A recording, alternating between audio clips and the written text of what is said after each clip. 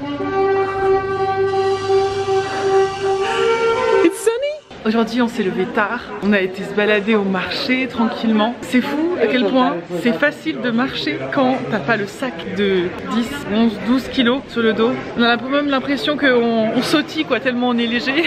Et aussi c'était trop bien parce qu'on a pu voir l'arrivée de d'autres personnes. Il y avait un monsieur que j'ai croisé pas mal de fois, c'était un Anglais de Londres. Et du coup c'est trop cool de voir son arrivée et tout. C'est assez émouvant comme moment parce que c'était juste hier ma propre arrivée quoi. Donc c'est une sacrée aventure, une sacrée aventure.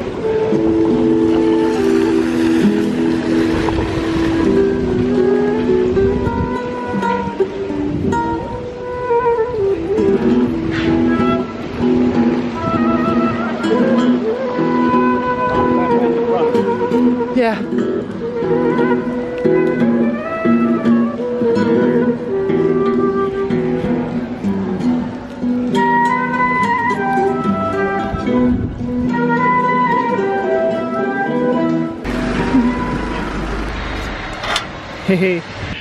Bon, c'est bon, j'ai fait ce que j'avais à faire à Compostelle. J'ai été amener ma petite carte postale pour ma cousine, ça va être son anniversaire. J'ai merde, le pain. C'est beau, waouh.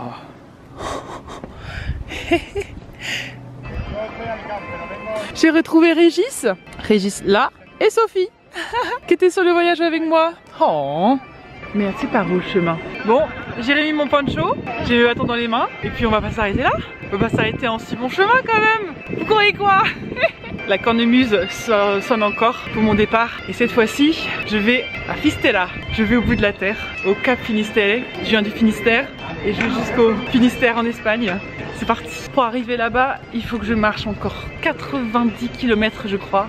La première journée, c'est 20 km. Il est vraiment 15 h. Donc en gros, je suis vraiment tard pour commencer la journée. Mais c'est pas grave. Voilà. J'ai fait presque 900 km sans trop de problèmes. Du coup, je ne m'inquiète pas de savoir que... Ah, il y a une flèche. Oui.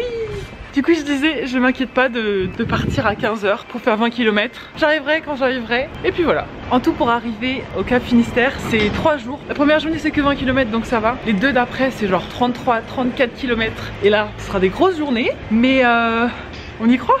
Et puis surtout, on va voir la mer. C'est ça qui est rigolo, c'est que j'ai l'impression que Santiago, c'était la première fin de mon voyage, le premier objectif. Et puis là, on va faire la deuxième fin. C'est une fin en 2 étapes. Et en plus, l'étape, ça finit par la mer. Et ça, je trouve ça beau. Bon, je vais marcher quoi. Je suis contente de repartir. Je suis assez émue. Je trouve que c'est une chouette manière de terminer un long voyage comme celui que je viens de vivre. Cette fois-ci je pars seule. Enfin, j'étais partie seule de Bayonne aussi.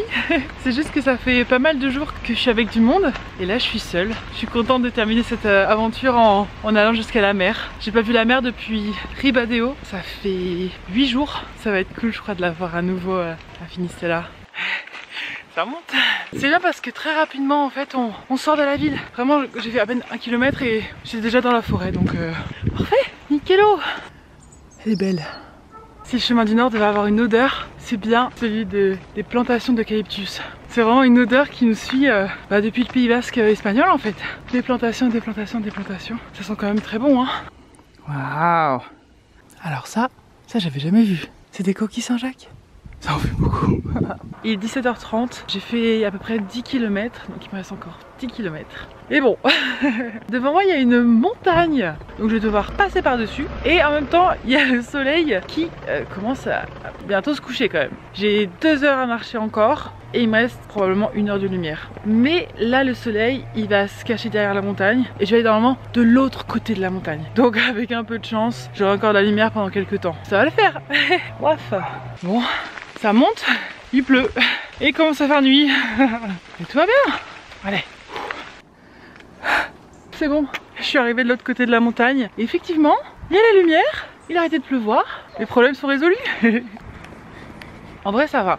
Il y a l'éclairage public, le soleil n'est pas encore couché. Et quand j'entends une voiture arriver, je mets mon flash et je leur flash un peu dans la gueule. Comme ça, ils voient bien que je suis là. Mais voilà, 5 km à faire. Ah, encore 1 heure. 5 km. Merde, encore 1 heure.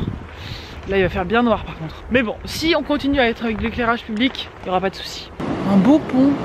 Waouh. Il y a la buée brume du nuage. J'en ai marre. Je sais plus parler. Bon, on voit pas, mais il faut imaginer. Parce que je vais pas m'éclairer. Bah non, sinon je vais rien voir. Bon, je suis là, hein. Il faut juste... Vous me voyez pas, mais je suis là. Ça devient plus critique parce que là, il n'y a plus d'éclairage public. Ce qui est important à se rappeler, c'est que la nuit, c'est comme la journée, mais sans la lumière. Donc en gros, le jour, on n'a pas peur parce qu'on voit, et la nuit, on a peur parce qu'on voit pas. Alors que globalement, il se passe la même chose. Il n'y a pas tout d'un coup, je sais pas quoi en plus. Bon, j'ai quand même pas trop envie de rester là pendant des heures. C'est une borne. Et... Ah non, faut aller dans la forêt. Non mais, ça va de pire en pire. Oh ouais, non, c'est flippant là par contre. Ouais, je sais raconter des conneries, hein. C'est quand même flippant. Bon, bah il faut y aller. C'est pas non plus le plus simple de savoir où est le chemin. Mais bon, on va se débrouiller. On a vu pire. J'ai l'impression d'être une voyageuse qui est en retard pour le banquet. J'ai l'impression d'être Maugrey Foleuil dans Harry Potter 4. Voilà. À marcher sous la pluie et sous la nuit.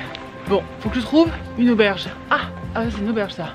Bon, l'auberge là-bas était fermée, mais j'ai demandé à une gentille dame qui m'a amené jusqu'ici. Et puis juste là, il y a une auberge et la lumière. Donc ça veut dire qu'il y a du monde. Wouhou.